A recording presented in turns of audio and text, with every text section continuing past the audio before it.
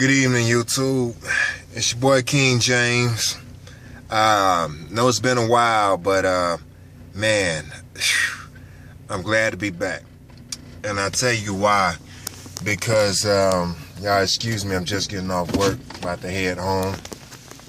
So apologize for the lighting and all that.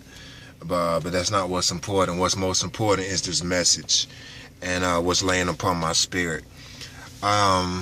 It's been a while since I've been on here, but lately, no, I haven't had any significant dreams or different things of that sort, but the revelations of Christ that I've been getting has been so tremendous.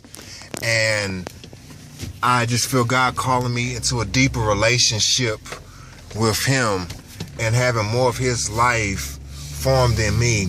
And as I understand these truths and I understand these things for what they really are and see these things for what they really are and see the truth for what it really is, it is, behoove me to keep this information for myself. Me and a brother of mine, a real close brother of mine, Antoine, 2N Beats, we've been talking, man, and we've just been going through the same thing, man. And Christ revealing Himself, showing us who He truly is on a whole nother deeper level. Just, the scripture, you're not just reading words on a page, but, He calls you out and just shows you the scripture as you never seen it before, because it's not just the words on the page, it's the living word that's giving definition to the written word, because that's what we need. Because to the carnal mind, it is foolishness. You know what the scripture says, because these things can only be spiritually discerned. And that's why, that's why I'm on here. That's why I'm on here tonight, just to really get back to it, get back to y'all, to spread this message of grace, to spread this message of truth, not to spread a message of condemnation, not to spread a message of hell and different things like that. Yes, hell does exist, but we have the wrong perception. We think it's about our works and what we do to become righteous, but understand it is not about our works. There was nothing that you could ever do to become righteous before God. To be righteous in front of His eyesight and God's eyesight, you have to be perfect from birth unto death, following all the laws. So you tell me one man who has done that. It's only one, and His name is Jesus. It's not James. It's not Jacob. It's not Isaiah. It's not shouting them or sister whoever.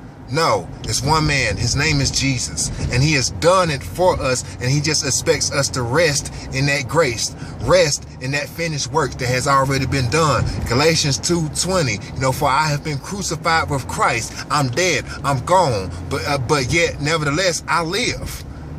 But it's not me. It's Christ who lives in me. Understand that.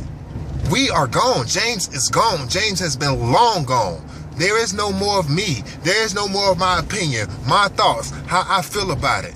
There's none of that. It's been put away at the cross. My sin, my wrongdoing, my evil thoughts, my evil heart has been put away at the cross. You got to understand that piece.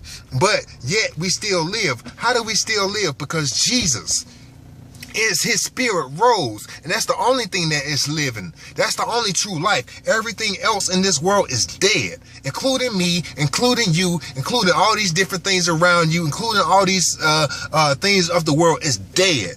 And we have not just come to the realization that we have been crucified with Christ, that the world is dead, and the only thing that is true life is Christ, and only those who seek Him and partake of that life that is freely given truly have life. Life is not money, life is not cars, life is not prosperity, life is not having all the things that you want. That is not life. Life is Christ. He is the life. He is the light. He is the way. He is all of it. Without Him, there's nothing.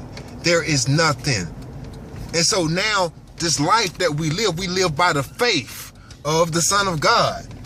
I know in some Bibles it may say in the Son of God, but the original, if you look it up, it's of faith of the Son of God. So what does that mean? A lot of people think that, faith is just how you believe or believing for things that don't exist. That's not what faith is. Faith is seeing it how He sees it.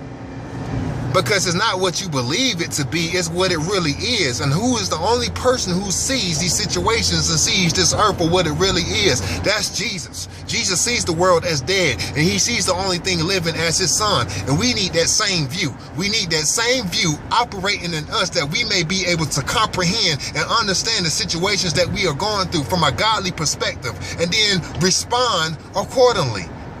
It's not about your power, your willpower, your wisdom, your thoughts, how you can figure it out, how well you do to be righteous in front of the King. There's nothing you can't do.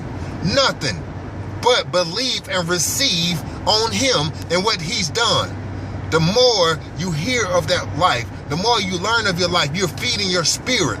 You're feeding that life of Christ that is in you, and it grows and it starts to fill out throughout your body until you know that perfect day when we're just 100% him. But down here on the earth, we can still have Christ manifesting his life through us. It's the matter of will you hold on to yourself and your mind and what you think, or will you allow the life of Christ to manifest what he wants through your life?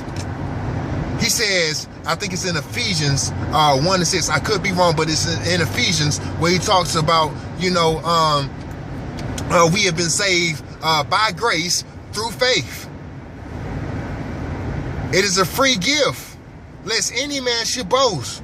Nobody can boast. How can anybody boast about how good they are? Because none of us are good. You think you're good? We're not.